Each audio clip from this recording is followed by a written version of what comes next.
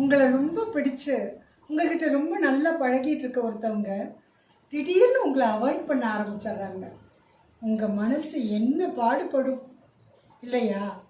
ஆனால் நிறைய பேர் நிறைய காரணங்கள் சொல்லுவாங்க. அதுக்காக அவங்களுக்கான தேவை உங்ககிட்ட முடிஞ்சிருச்சு, உங்கள் இடத்துக்கு வேறு யாரோ வந்துட்டாங்க, அப்படியெல்லாம் சொல்லி நம்மளை டீமோட்டிவேட் பண்ணுவாங்க.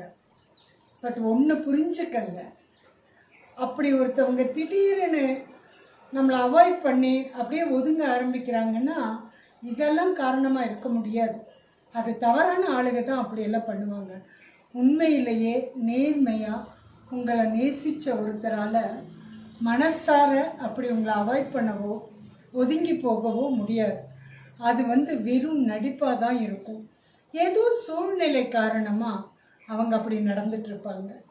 அதை நம்ம புரிஞ்சுக்கணும். புரிஞ்சுக்கிறதே இல்லை. மற்றவங்க சொல்கிற மாதிரிலாம் கேட்டு ஓ இப்படி தானா அப்படின்னு ஒரு சண்டையை ஆரம்பித்து அவங்க மனசில் ஒதுங்கி இருக்கிறத இன்னும் தூரமாக போக வச்சிடறோம். ஆனால் கொஞ்சம் அவங்களுடைய சூழ்நிலையை யோசித்து பாருங்கள், புரியும். அவங்களுக்கு என்ன சூழ்நிலையோ, என்ன காரணத்தினால அவங்க நம்மளை அவாய்ட் பண்ணுறாங்க, நம்மளை விட்டு ஒதுங்கி கொஞ்சம் தள்ளி போகிறாங்க அப்படின்னு அமைதியாக பொறுமையாக காத்திருந்து பாருங்கள். பதில் உங்களுக்கு கிடைக்கும். அந்த அன்பு உங்களை விட்டு போகாது. ஆமாங்க, இதெல்லாம் அனுபவ உண்மை.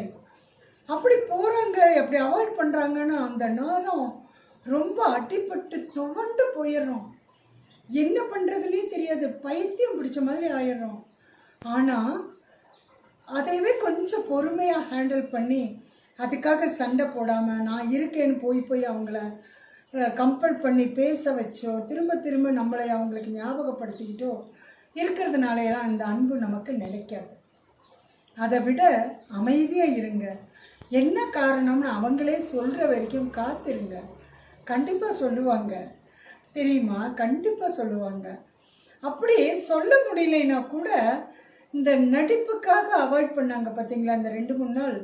அந்த 2-3 நாள் போகிறதுக்குள்ளே அவங்களுடைய பழைய ரியாலிட்டி கொஞ்சமாவது ஏதாவது ஒரு இடத்துல காமிச்சு கொடுத்துரும். லேசாக ஒரு பார்வை, ஒரு சிரிப்பு, அதை காட்டி கொடுத்துரும். நான் 2-3 நாளாக இருந்தது உண்மை இல்லை, என் சூழ்நிலை புரிஞ்சுக்கோன்னு நமக்கு புரிய வச்சிடும். அப்படி புரிஞ்சுக்கிட்டு அந்த அன்பை நேசிக்க ஆரம்பிச்சிங்கன்னா எந்த உறவும் நம்மளை விட்டு போகாதுங்க. அவங்களுடைய சூழ்நிலைகளை புரிஞ்சுக்கங்க. நமக்கு ஒரு சூழ்நிலை வந்துருச்சு, யாரும் நம்மளை வாட்ச் பண்ணுறாங்க, நமக்கு நம்ம குடும்பத்தில் அதனால் ஏதோ ஒரு பிரச்சனை வரப்போகுது, இல்லை இது காரணமாக நமக்கு ஏதாவது ஒரு இடைஞ்சல் வரும், தொழிலில் இடைஞ்சல் வரும், இப்படி பல காரணங்கள் இருக்கலாம். அதனால் நம்மளை மனசுக்குள்ளே நேசித்தாலும் வெளியே காட்டிக்க முடியாமல் அவாய்ட் பண்ணுற மாதிரி காமிப்பாங்க. அப்படி காமிக்கிறவங்கள தயவு செஞ்சு காயப்படுத்திடாதீங்க. அவங்க ஏற்கனவே நம்மக்கிட்ட அப்படி நடந்துக்கிறதுக்காக உள்ளுக்குள்ளே காயப்பட்டு தான் வெளியே பேசிகிட்டு இருக்கிறாங்க, அப்படி நடந்துட்டுருக்காங்க. ஸோ அவங்கள புரிஞ்சுக்கங்க. அந்த அன்பு உங்களை விட்டு எங்கேயும் போகாது, உங்கள் கூட தான் இருக்கும். உங்களை தேடி திரும்ப வரும். திரும்பி வரப்போகிற அந்த நாளுக்காக காத்துட்டு இருங்க. All the best. பாய்.